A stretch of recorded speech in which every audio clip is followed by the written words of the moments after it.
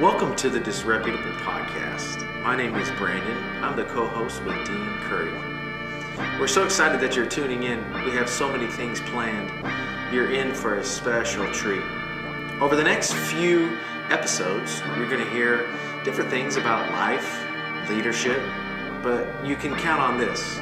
It's probably going to be disreputable. So if for whatever reason you've already arrived, or people like you just as you are, maybe this isn't for you. But if you found yourself at some point with a disreputable reputation, then this podcast is for you. Thanks for listening. Welcome back to all of our listeners, all of our friends. Welcome to the Disreputable podcast. My name is Brandon. Yeah, and I'm Dean. Thank you for being with us. Yeah, man, we are. I think we are 11 episodes in. Right. We'll do one more part of this season. Yep. Our first season. It's been a good season. Thank you for your absolutely. leadership in this, B. Man, it's been fun. And you know what's really, we launch these on Fridays, every Friday. And I've been getting such great feedback from people saying, hey, we can't wait till this Friday, or last Friday was great. Or I know. And I'm grateful that people are sharing episodes. Absolutely. And, because when something matters, it's important to share it. Yeah. And we're super grateful. Absolutely. I know I've said this a bunch, but we're super grateful for BD Local. For sure. Their help, and I have their app on my phone. Yeah. They do a bunch of good work with other great people. Yeah. So, big thank you to BD Local. All right, we're telling towards the end of what I would say, right, would be a successful season. Okay. Right. What I mean by season is just for our podcast, but so we're not going to focus on the word season much, but let's talk about maybe the word successful today. Mm-hmm. And I think a lot of people, if they're not careful, in any area, any circle, chase success. My wife she talked me into getting a dog, and no, don't blame her. No, I saw your face. Full on deal, man. You were all about that dog. Yeah, well, maybe. Well, now I'm not all about it. Okay. Okay, now it's reality has kind of turned into my dog. Yeah. No, I'm kidding. If she's listening, it's but her dog. Not really. But this dog sometimes will, how its tail, it's figured out a way to, move its tail to where she can kind of nip it, but she can't nip it. And so she's a puppy, so she literally just goes in circles. I mean, I think everybody in their mind as they're listening can see that picture of the dog just chasing its own tail, And I was watching her do that the other day, and I just had this thought, I feel like that's how some people are when it comes to success. They're just kind of going in circles, trying to bite it, trying to get it, trying to nip at it. But I think what they're chasing is a false perspective of really what success is. Yeah. So I thought today maybe we could kind of talk through different measurements of success. When we say this was a successful season, is that because what does that even mean? Mm-hmm. And there's different levels of success. So maybe just kind of talk through some of those things today and help somebody on that has a dream, that has a business, that has a marriage, that has a family, and they want to be successful, and they're reading the books on how to be successful, but just may not feel like they're necessarily successful. I think it's a great observation. Most people measure success with one metric, and it's money. Right? Okay. They say, if I made X, then I would be successful. Right. A lot of times they don't even define how much that is. If I made a bunch of money, they don't even define what a bunch of money is. Right. But really, it's a very weak metric. Mm-hmm. It matters. Sure. Because money matters because there are certain things only money can do. Right. But it's not the only metric, and it's certainly not the best metric to define a great life or a great marriage or a great family. So you're not a great dad just because you pay the bills. That's a factor of being a father, but it's not the defining factor. You could find lots of fathers that had a hard time paying bills, but they hit every other category. They did quality time. They were great moral leaders. They were great fun. You know. But I think that people need to define. It's best if you define what success means up front, not kind of get to the end and go, was that a win? Was that good or You not? want to know if it's a win or not. Yeah. But That's good. for me, I think impact. I always have to have an impact metric, and it's hard to measure impact. When we do this podcast, for me, a lot of the comments that I get in emails or people stopping me that say, "Hey, I love that podcast." Right. I want to make sure that I'm depositing something of value into other people's lives. If it's just for you and I to put content out there, I mean, what's the point of content? It's for impact. Yeah. To make a difference. So I think you have to have an impact category. You have to have a sustainability category, which is where money comes in. Something has to be sustainable. You have to have a lifestyle that you can keep going. It doesn't do any good if you're in the poorhouse after a month. Right. And you have to have a relational component Yeah. to success. Are you doing life with people that you love?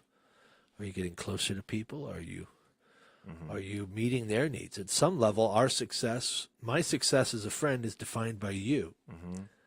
So I have to sit down and say, Brandon, how am I doing? Right. Am I the friend you need? Am I the husband that Ann needs? Am I the pastor that this church needs? Am I the CEO that this business needs? Yeah. So to some extent, to some point, there is self-revelation that almost has to happen in order to really, truly define success. Disagree or agree with that? Yeah, I agree with that. Yeah. Do you think But you need feedback, outside feedback, in order to have that revelation. It's not just entirely in yourself. I think you should feel good. But, psychopaths feel good about their decisions too. Yeah, good point. So you have Sure. to have Someone you have to have somebody go, hey, what do you think? And Right. they give you, outside perspective, like, hey, you're winning here, here, and here, but you're destroying your family over there. That's what happened in the scripture. Right. With Moses. He's literally leading a nation, and his father-in-law pulls him aside and says, hey, man, this isn't sustainable. Right. And he totally reorganizes his life based on one conversation with his father-in-law. Yeah. You got to have people like that. Yeah. So what would you say would be, you gave us, the 3 areas that you would want to, and we could break those down if we want to in a greater detail, but what would you say would be things that people are chasing that are not healthy measurements? You said money, but what would be another areas based on maybe things that you've seen as a business owner, as a husband, as a father, as a leader in a city, that other areas that people are, it's an unhealthy way of measuring where they're at in their life? Yeah, I would put fun and fame in those 2 categories of things that are unhealthy metrics. Okay. So if people are just asking the question, am I having fun? Right. Well, I mean, that's very shallow metric, and trying to check that box will get you doing things that could be not so good for your life. People drink too much, go out party too much at some level because they have a fun category they're trying to check. Sure. But if fun is too high on the list, then you don't raise kids. Right. Or you're not hanging out when they need you because kids are work. Right. You're building a business is work. It's not, there's fun as an outcome, but it's down the road a little bit. Gotcha. Working out isn't fun. Sure. You can try to call it fun. You can do whatever. I know guys like you, but it's not fun. Guys fun. like me. It's not adrenaline. It's not. Sure. It's not Sometimes it ha feels like ha. work. Yeah, for sure. You got to force yourself to get in the gym and do that kind of thing. Yeah. So fun, And then fame. The second thing I mentioned was this idea of fame. Just because I think a lot of people, I don't know, maybe it's the social media age we live in, that if their name is is out there, or if they have enough profile pics or selfies or something, that somehow that's a win. Right. But I don't know. I mean, why do people go and shoot up high schools to get on the front page of the paper? Or Right. it's just madness. Yeah. So I think, if you focus on impact, then you can have a level of notoriety because you've made a difference in people's lives. But to chase that for itself, for its own self, I feel is empty. Yeah. But I don't want to monologue. What do you? No, that's good. What would you put on that list? For the false ones? Yeah. I would kind of counter just a tad bit, which is I think the good part of this Disreputable podcast, and just kind of say I've also been around like terrible fuddy-duddies too, So I probably lean more fun, not because I don't like to work hard, but I do like to work hard, play hard, And I've been around a lot of people that they don't seem like I read a quote today. Today is going to be relative for when this podcast goes out, but and it was basically like, if you want a fun culture, you yourself have to be fun. Right. If you want a hard work culture, then you yourself have to work hard. So I think a lot of my success growing up was based upon somebody else's measurement or where somebody else was at. And what I kind of had to come to grips with and learn was like the only way that I can truly measure my success is to look right in front of me and to look around me, and say, what are the things that matter to me most in life, and family and friends and relationships and what I'm working on, and say, okay, like, do they love me? Because as a pastor, right, there's that old saying that's like, you can win the world, but you can lose your family, And I just kind of fooeyed with that because I feel like that's an old system. That's an old way of doing something. I feel like this day and age, there's new ways that you can do things. And so what I mean by that is, in some ways, like, well, bring them with you. Or yeah, you do that well. In areas that you can't. There's certain areas, like business meetings and stuff. You can't have your kids running around and stuff. But there's certain moments in your life where you can say, like, yeah, I mean, my daughter looks forward to driving with Dad to church every Sunday morning. She wants to go with me, Yeah.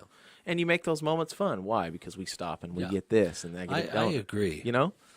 I agree with that. I don't want to say you don't want it to be enjoyable. Right. But I mean, it is work. For sure. You're taking her to work. You're not taking her to 100% Enchanted Village or something. Right. Yeah, totally. It's show business, as Yeah. they say, not show fun. Right. Yeah, good point. And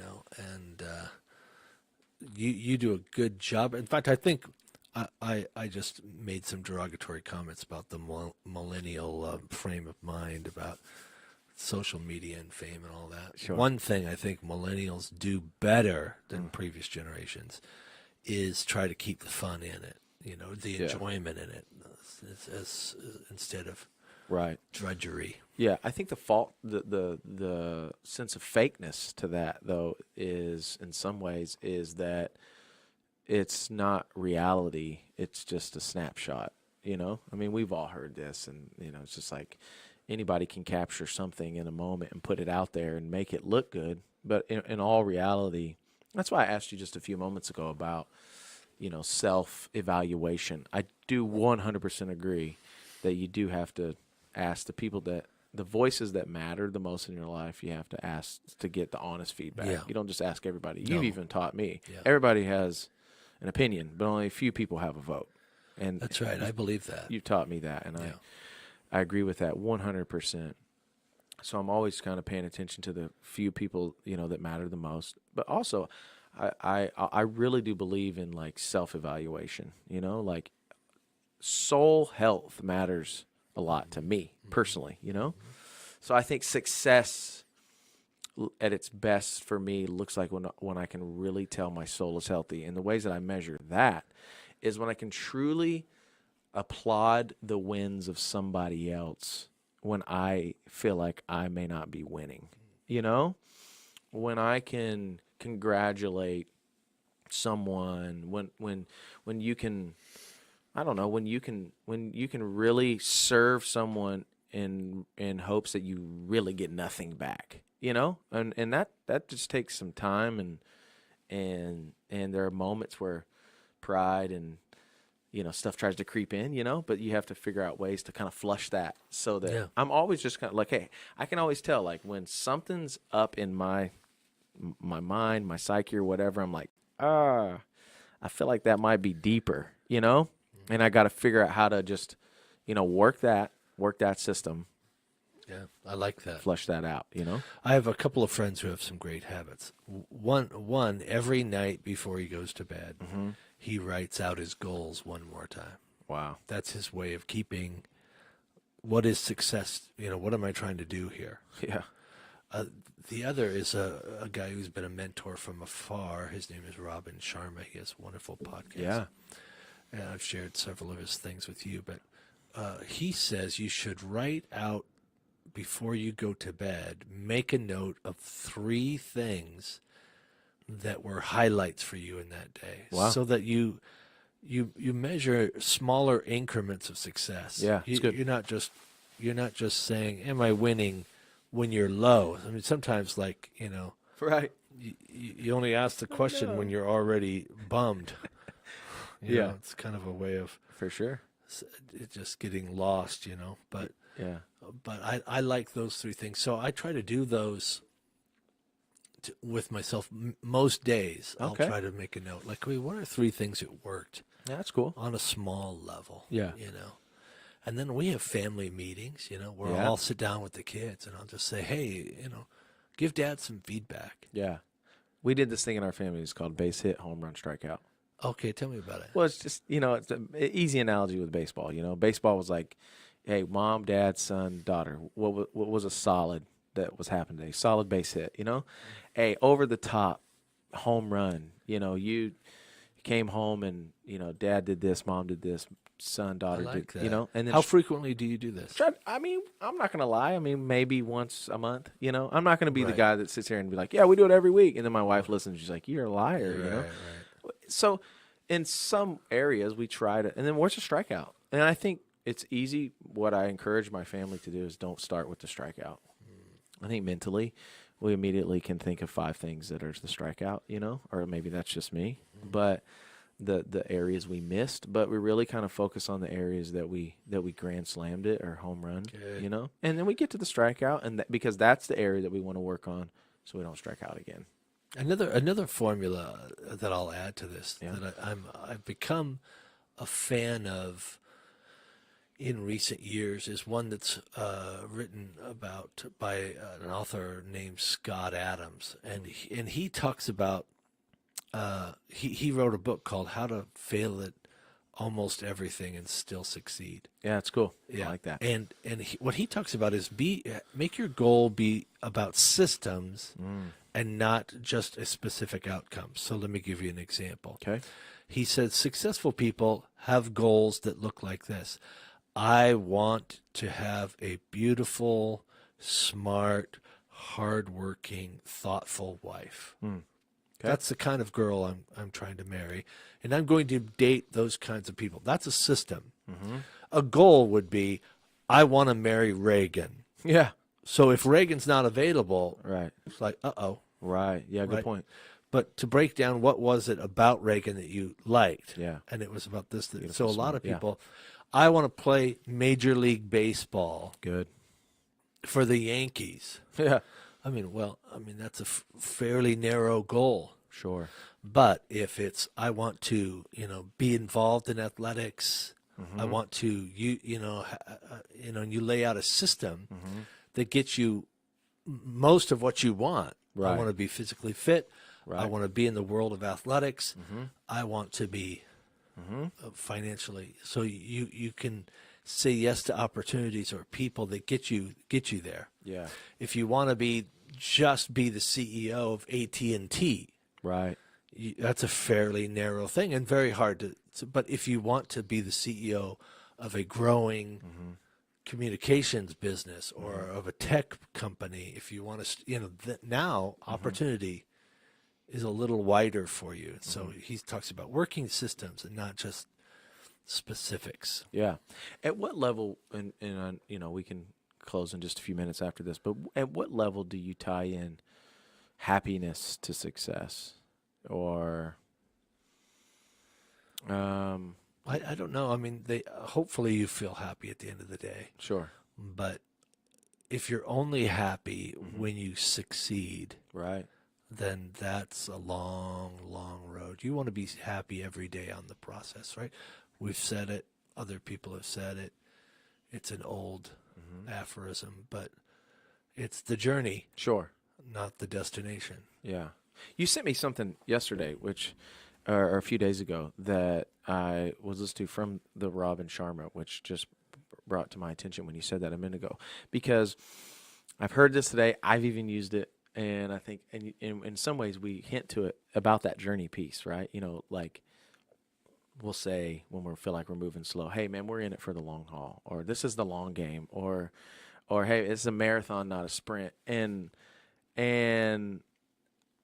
that the video that you sent me of the gentleman was kind of re-challenging that thought, and he said it is a long game, it is a marathon, but to say that you're not sprinting is actually kind of laziness in some ways. He's like, so he said, hey, in some areas you got to sprint hard, work hard, sprint fast, Yeah.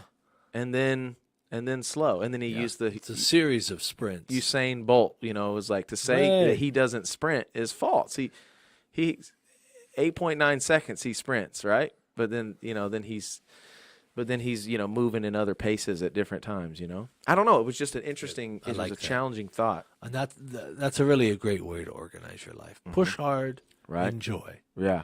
Push hard, rest. Right. And I think a lot of people don't know how to do the enjoy, the rest. For sure. They know how to push hard, but then they're always looking for that Right. that next push. I'll end with this, and You know? I don't want to sound like the pastor all the time, but Yeah. that's why a spiritual component is so important to everybody's life, because there's some transcendent peace. Yeah, it's good. It's not about whether I'm winning or making or young or whatever. If I have a transcendent component that God loves me and just the way I am, Yeah. but loves me too much to stay that way, Yeah, good. then I'm at peace no matter what's going on with my business. And I can say that from personal experience. I've been at the top, I've been at the bottom, Right. I've been poor, and I've been rich. If you can have that spiritual connection, there's peace there. Yeah. No matter what. Good. Well, thank you for everybody for listening. Thank you, Dean, for the wisdom. And man, it's been a great season. Our next one is our finale, and I think you're really going to enjoy that one. We're going to talk about a finale, so make sure you tune in.